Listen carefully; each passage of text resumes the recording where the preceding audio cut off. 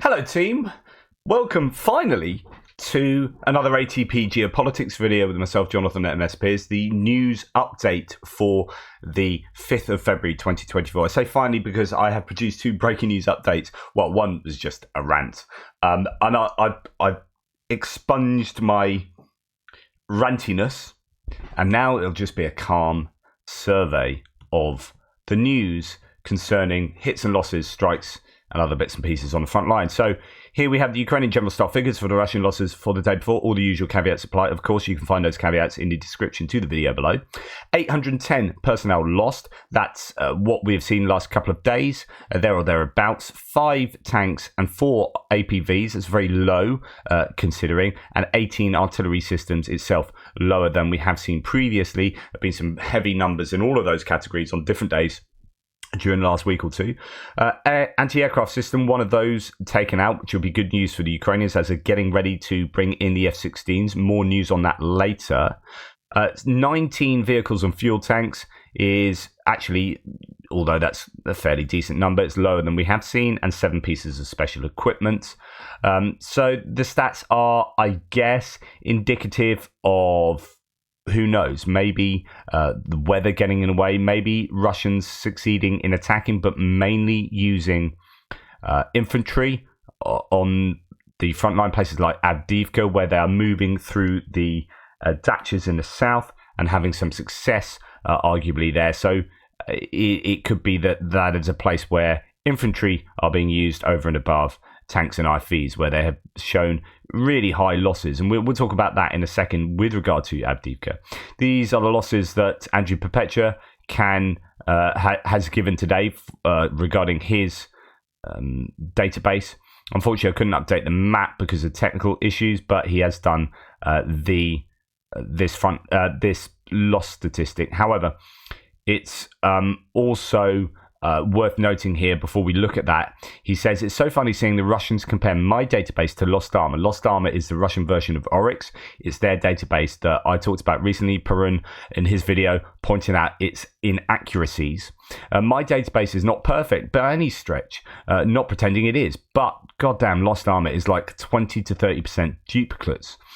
And not just duplicates, there are all these other issues with showing damaged rather than destroyed, and saying that's destroyed, or actually not really showing anything. Some very blurry, low resolution imagery with an explosion saying, yeah, that was a tank blown up, and there's absolutely no evidence that that's the case. Of course, they will have massively inflated numbers, he says. My database has gotten increasingly comprehensive over time. Like every month it gets much better, to the point where we're so tapped out on work it feels impossible to keep up. Each month that passes, I feel we get closer and closer to a complete picture. If you want to realize how important Andrew's work is and the team he has around him, check out my last live chat with Daniela from Turchny, where we discuss the FPV statistics, which uses Andrew's database, his data, as its source, and that has actually been then taken on by the Ukrainian state. Commission, one of the ministers, has been using that data to present themselves to the public. That's how important Andrew's stuff is, and how good it is as well. We talked about the accuracy in that live stream. It's really worth checking that live stream out. Lots of really fascinating data analysis. Right, here we look at the Ukrainian and Russian losses. Ukrainian losses, well, Russians, I think, losing 4-1 maybe there, 4-1 or so, maybe a little bit more, which is good news for the Ukrainians. That's a kind of loss ratio they need. 4 boats thrown in on there. Boats do get taken out regularly on that Dnipro River. All of them sunk or destroyed. So that's not good news for those trying to cross either way on the Dnipro River by Krinky, no doubt. Not just around there, though. There's quite a lot of activity up and down that whole delta. Some tanks there, mainly T-64 BVs, and a couple of FV-103 Spartans. So older UK armour personnel carriers there taken out.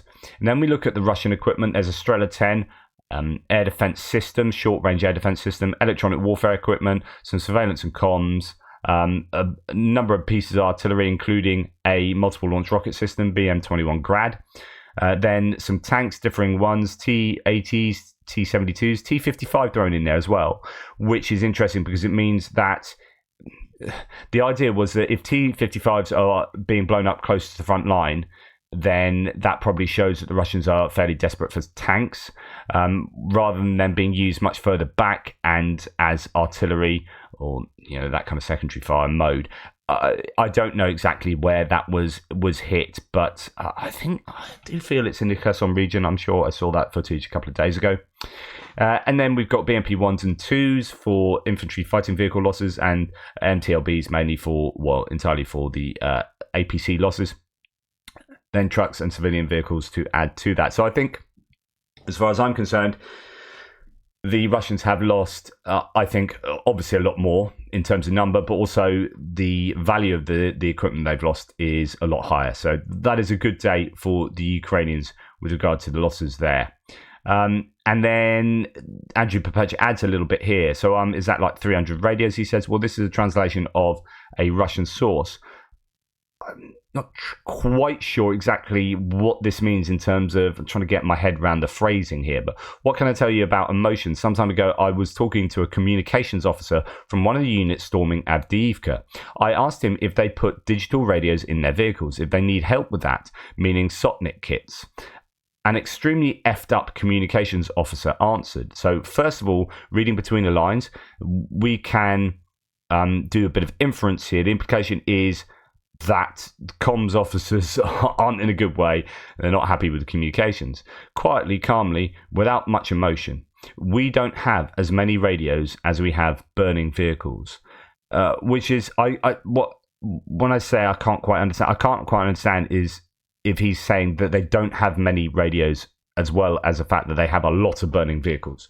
So definitely what we can learn from this is there are around Avdiivka a lot of burning vehicles. But he might also be saying we don't have that many radios, or we've got a lot of radios, but there are even more burning vehicles. So that's what I mean. I'm not quite sure, but nonetheless, Phillips O'Brien here gives us an update on the vehicles lost around Avdiivka.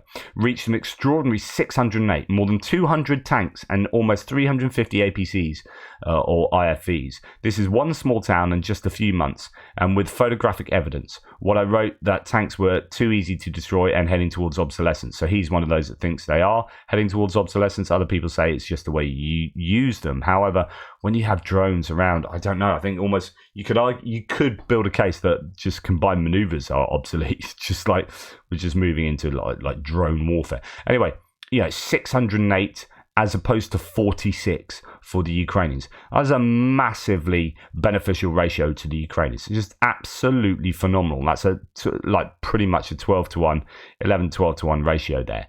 Incredible. Huge losses at Avdiivka. Although, it looks like they are eventually going to get their success around Avdiivka, so it does kind of scare quotes work, but is the cost worth it for the Russians? Ukrainian defenders destroyed 103 Russian vehicles yesterday, according to this source.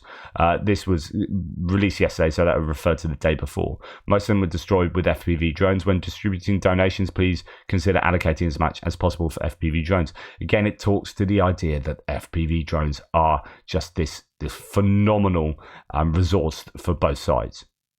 Now, just going back to this strike on Lysychansk the other day at a scare quotes bakery what's a bakery? But there was a big meeting at the cafe of big sort of Russian heads.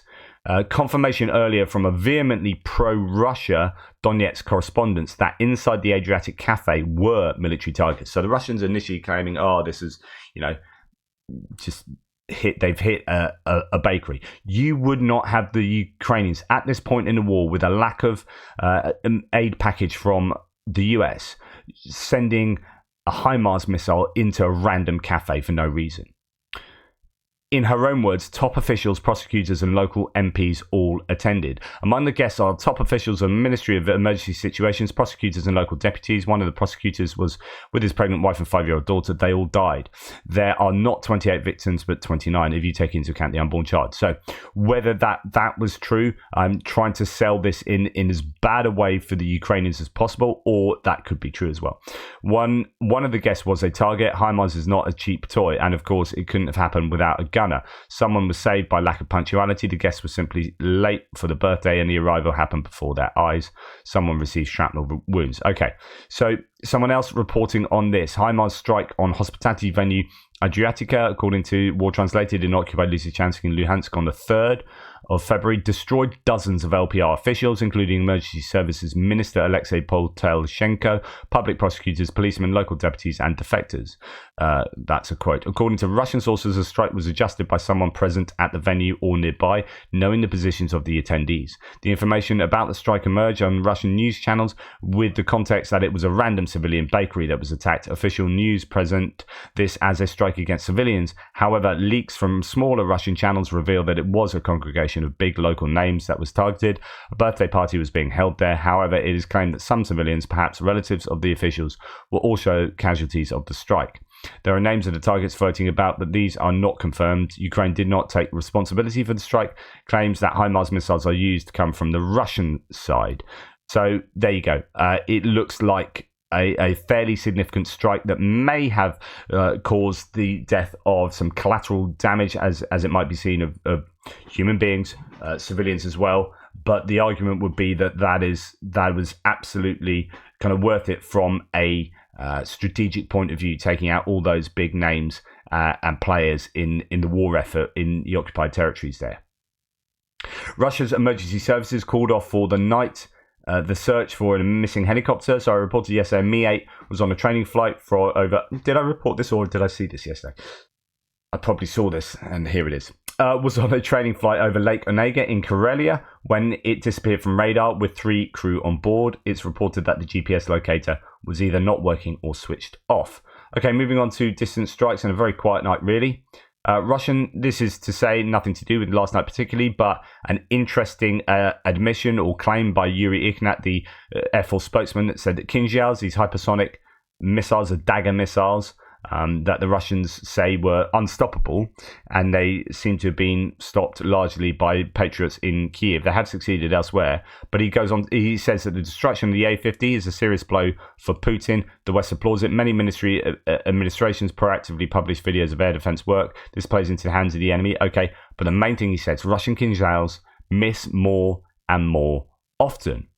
And lo and behold, 12 missile scientists have been arrested by the Kremlin. So you add these bits of information together to build an overall picture. But I think it is certainly the case that the Kinzhals have underperformed as this much vaunted, Wunderwaffe type thing.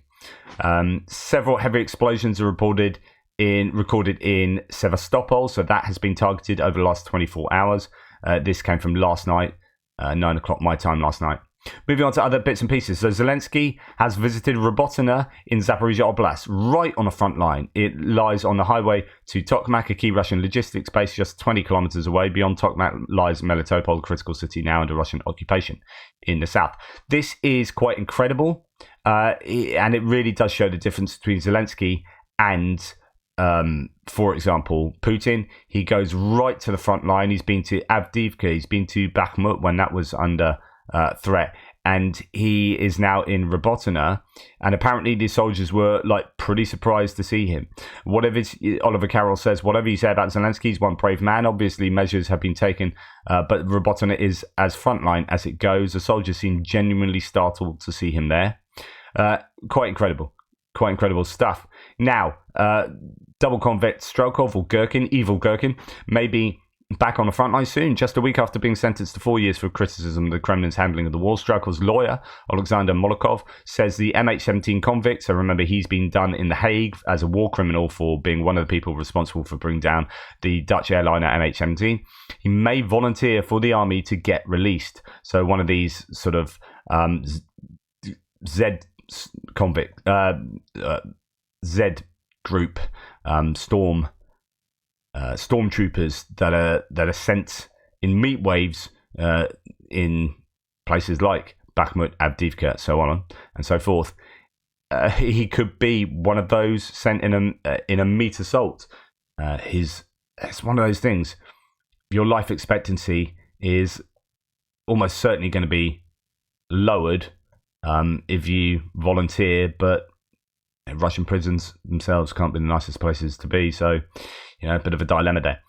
Zelensky has, as I mentioned earlier in my first breaking news video this morning, confirmed his intentions to release Zelensky.